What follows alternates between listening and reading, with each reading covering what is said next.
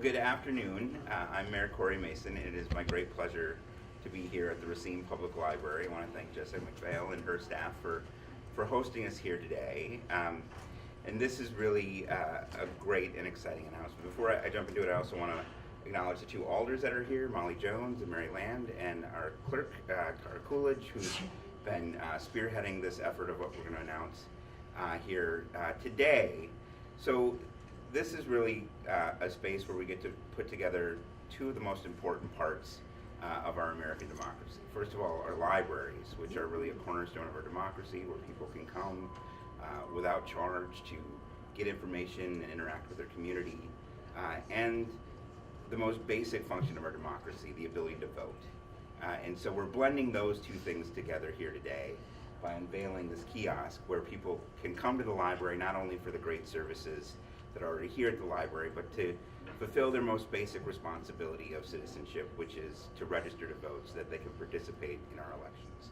So really, I couldn't be more thrilled to be here today in terms of what this all means for our democracy, what it all means for our residents to be able to participate in this way. And really, it's a reflection of the City of Racine's commitment to do what we can to make sure that voter access is as easy and as accessible as allowable under the law. And so this is a new opportunity that we're taking advantage of here so that people can actually do the work that they need to do to register before the election.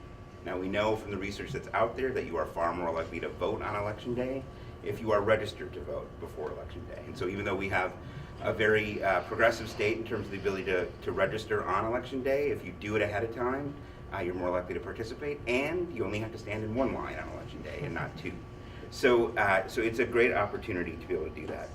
So with that, I will again thank the alders and the staff for helping to put this together, and hand it over to Tara to explain the logistics of how exactly our residents can come here and register to vote and participate in our democracy. Tara? Thank you. Thank you, Mayor, everyone in the audience, fellow alders, or not fellow, aldermen. You sit there with us. I know, right? I'm up there all the time. First of all, thank you everyone for coming out. We couldn't do this without the support of both our staff, working well with other departments, the library, administration, and obviously Mayor Mason for his support and pushing us forward and keeping us moving with elections. And we're very thankful to have all that support, because without that, we wouldn't be able to do the outreach that we're attempting to try here. Okay. First and foremost, to my right is the voter registration kiosk. There's one here at the library. There's also one at City Hall in the clerk's office.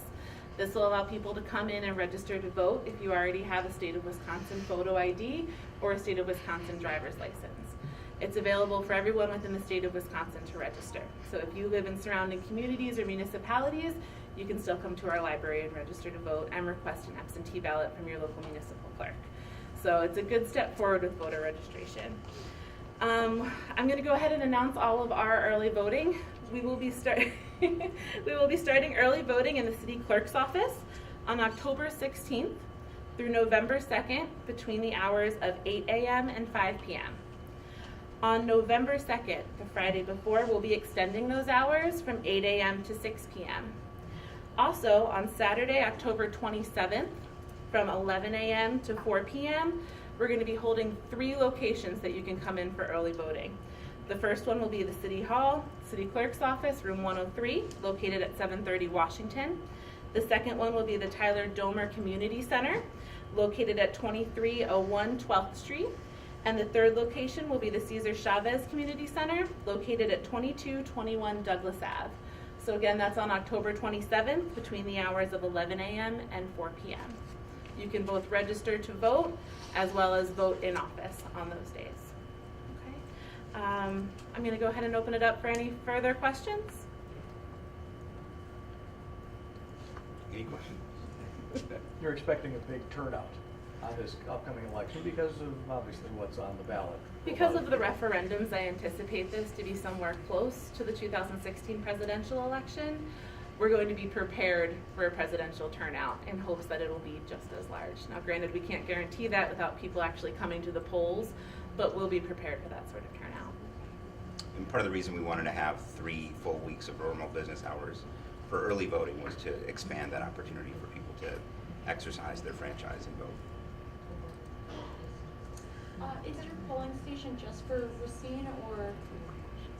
So at the 3 locations as well as City Hall, it's only for the City of Racine municipality. Okay, So so if if I you needed live- to register to vote, could I register if I was anywhere in Wisconsin? Yep, so the registration kiosks are anywhere within the state of Wisconsin. Okay. Voting in the in-office absentee at these locations and these hours is only for City of Racine residents. Okay. But no matter where you live, either through the city clerk office hours or through that extra day, October 27th at the 3 locations, no matter where you live, you can arrive at any of those locations and vote as long as you live within the City of Racine.